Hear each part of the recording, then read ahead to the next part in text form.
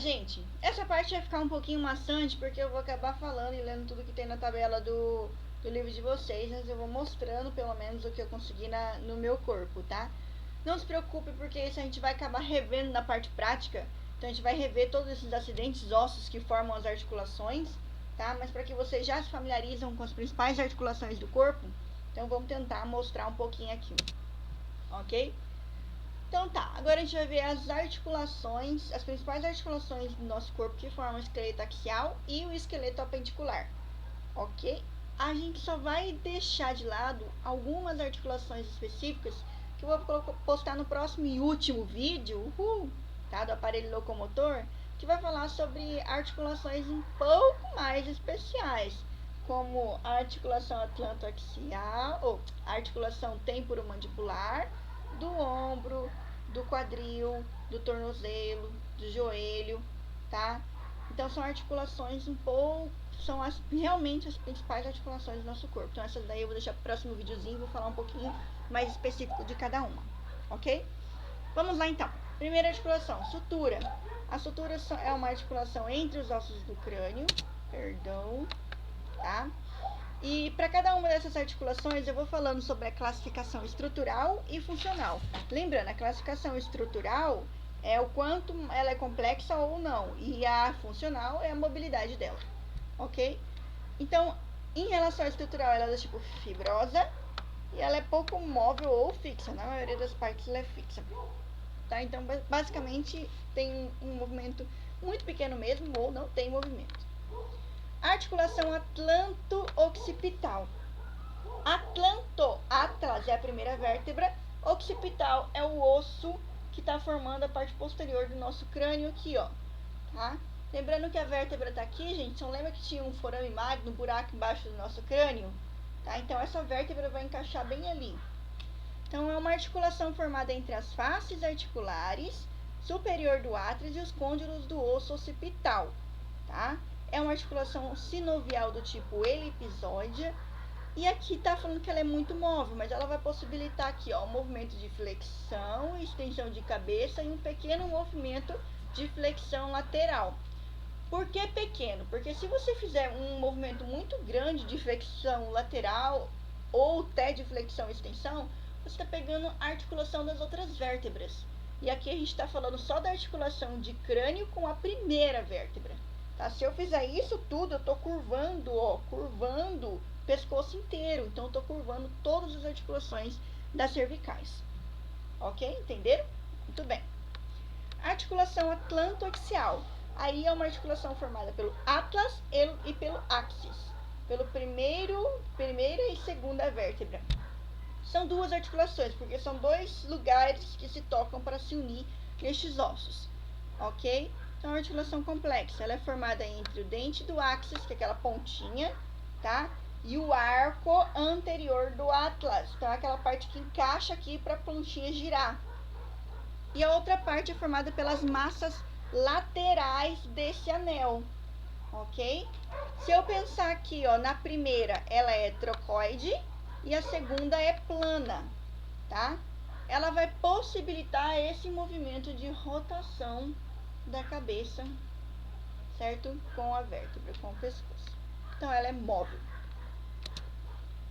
Outras articulações intervertebrais. Aí seriam articulações entre as vértebras. Nós possuímos mais de um espaço também que se articulam nas vértebras. Os corpos vertebrais, aquela parte redonda das vértebras, é uma parte, e entre os arcos vertebrais, que é uma porção lateral dessas vértebras. Se eu for pensar nessa primeira, ela é do tipo sínfise. Se eu for pensar na segunda, ela é do tipo plana, tá? A primeira, ela é pouco móvel, muito pouco móvel, tá? Enquanto a segunda possibilita a movimentação. Que movimentação que a segunda vai permitir? Ela vai permitir flexão, extensão, tá? Que é flexão e extensão de corpo, tá? Flexão e extensão lateral e rotação, ok? Então, essas articulações aqui, as duas articulações intervertebrais, vão possibilitar isso daí. Articulação costovertebral. Costelas, vertebral, vértebras. Então, são articulações entre as vértebras torácicas e as costelas, na região posterior do nosso corpo. São duas articulações também. Primeira, entre as faces articulares das cabeças e das costelas e as fóveas costais dos corpos das vértebras torácicas adjacentes e discos intervertebrais, certo? E o segundo é entre as partes articulares do tubérculo das costelas e as fóveas costais. Então mais de uma estruturinha se ligando em mais de um lugar dessas vértebras. Elas são do tipo plana. Fala que é muito móvel, mas ela só possibilita o movimento de deslizamento, mas ela é móvel. Articulação externo-costal, tá? É a articulação entre o osso externo e as costelas, tá? Então, entre o externo e os primeiros 7 pares de costelas. A primeira costela, tá? Vai formar uma articulação do tipo sincondrose com o osso externo. E ela é fixa. Já as demais costelas, entre o externo e o segundo ao sétimo par de costela, é do tipo plana. E ele possibilita movimento, nem que pequeno, tá? Então, ele possibilita um pouco de movimento. Ele fala que é muito móvel, mas é um movimento de deslizamento também, ok? E essa articulação, gente, externo-costal e costo-vertebral, esse movimento que ele possibilita, a gente pode pensar nisso daqui, ó. Enche o peito de ar, volta, tá?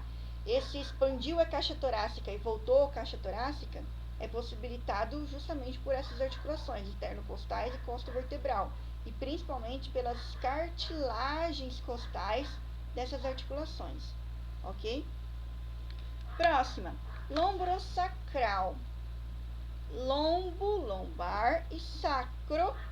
Então, é uma articulação que está entre a última vértebra sacral, lombar e o osso do sacro.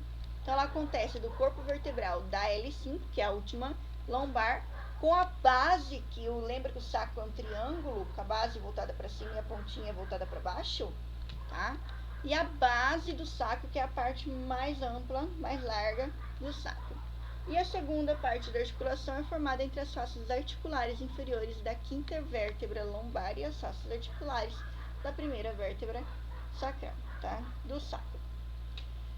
Se eu pensar nessa primeira parte, é uma articulação do tipo sínfise, bem pouco móvel, certo? Se eu pensar na segunda parte, é uma articulação do plana, que fala que é muito móvel, mas permite o movimento de deslizamento e também vai permitir o movimento de flexão e extensão bem aqui no quadril, então você consegue flexionar e estender, flexão lateral no quadril, rotação do quadril aqui, ó, certo? Então, possibilita um movimento bem grande. Próxima articulação, a articulação externo-clavicular. Então, é entre o osso externo e a clavícula, especificamente entre o manúbrio e a clavícula. Tá? Então, entre a extremidade external da clavícula e o manúbrio do externo. E a primeira cartilagem costal. Tá? É do tipo sinovial plana e trocoide, tá? E possibilita movimento. Que movimento? Deslizamento, tá? Em todas as direções, mas deslizamento. É interessante quando ele fala que é amplamente móvel, mas o movimento que permite é um deslizamento, que é um movimento mais limitado das articulações sinoviais, mais movimento.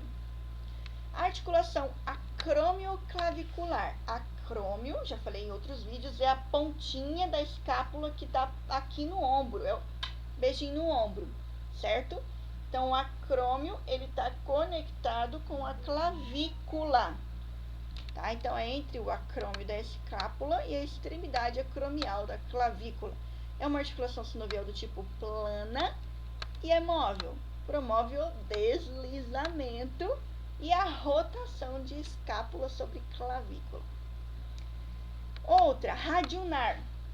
Rádio, una. Então, nós temos aqui uma articulação distal e uma articulação proximal. A articulação proximal acontece entre a cabeça do rádio e a incisura radial.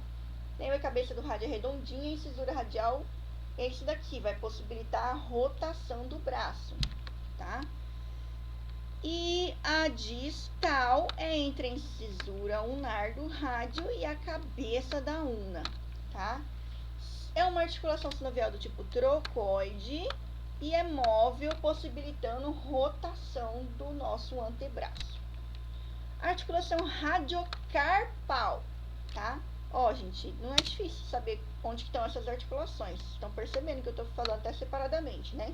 Radiocarpal. Então, são articulações formadas entre o osso do rádio, a extremidade distal do rádio, e o ossos do carpo. Então, aqui, ó, entre a extremidade distal do rádio e o escafoide, tá? Lembra que eu falei que é o que mais fratura em acidentes que tem lesão? E o semilunar e o piramidal do osso do carpo, tá? Isso daqui forma uma articulação sinovial do tipo elipsoide e ela é móvel, promovendo flexão, extensão, abdução, adução, tá? Que abriu e fechou, circundação e uma pequena hiperextensão. Pequena que se eu levar muito para trás, aí eu tô também mexendo com o metacarpo. E eu não tô falando de metacarpo aqui, estou falando de rádio com carpo. Então é só pequena mesmo, ok? Intercarpal entre os carpos. Então lembra que a gente tem aquelas duas fileiras, mais proximal e mais distal. Então a fileira proximal dos ossos do carpo com a fileira distal dos ossos do carpo, tá? A fileira são oviais do tipo plano, exceto pelo escafoide e pelo semilunar, que é uma articulação mediocarpal e ela é sinovial do tipo celar, tá? É móvel, permite movimento de deslizamento. Por eles não serem totalmente planos, eles possibilitam a angulação, por mais que limitada, tá? Um pouco de extensão, um pouquinho de abdução, adução, uma pequena rotação, mas isso aqui é tudo muito discreto, tá? Articulação carpo-metacarpal. Então, já agora entre os ossos do carpo e aí entre os ossos do metacarpo, formando a mão aqui, ó, tá?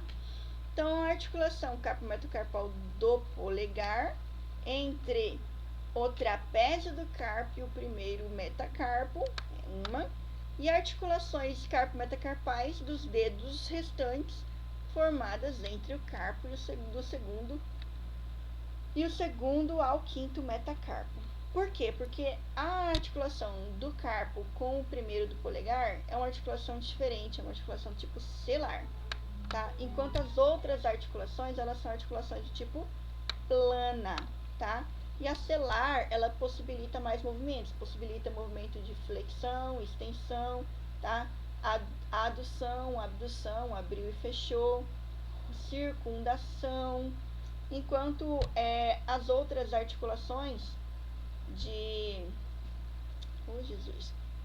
carpo com metacarpo não vão possibilitar tanto assim, ok? Todos esses movimentos. Articulação metacarpofalângica e metatarsofalângicas, de ossos do carpo e tarso com as falanges, tá? Então, entre as cabeças dos metacarpos ou metatarsos e as bases das falanges proximais. São articulações do tipo elipsoides, são móveis, promovem flexão, extensão, abdução, adução e circundação. E articulações interfalângicas, então entre a cabeça das falanges e a base das falanges mediais, são móveis, tá? E são do tipo gíngrimo, só possibilita flexão e extensão, tá? Flexão e extensão, aqui e aqui. A articulação sacroiliaca é a articulação do osso do sacro com os ossos aqui do quadril, tá? Especificamente a parte do ilho que formou o osso do quadril, tá? Então, entre as faces auriculares do sacro e o ilho dos ossos do quadril. É uma articulação sinovial do tipo plana e móvel, mas é uma móvel que permite o deslizamento. Lembrando que a abertura dessa articulação facilita lá o parto, tá? Durante a gravidez. A abertura dela ela vai aumentando durante a gravidez. A sínfise púbica também, durante a gravidez, essa articulação ela vai amolecendo para poder abrir mais esse espaço que tem nos ossos do quadril. Então, acontece entre as faces anteriores dos ossos do quadril, tá? É cartilagínea do tipo sínfise e ela é ligeiramente móvel, tá? Os movimentos maiores acontecem durante a gravidez, porque nós temos hormônios que vão relaxina, que vai amolecer essa articulação. Agora está na parte de membro inferior, articulação tibiofibular entre a tíbia e a fíbula, tá? É uma sindesmose entre o côndilo lateral da tíbia e a cabeça da fíbula. E uma sindesmose tibiofibular entre a extremidade distal da fíbula e a incisura fibular. É uma ligação que tenho aqui no começo e no final, tá? A primeira é plana, certo? É uma articulação considerada plana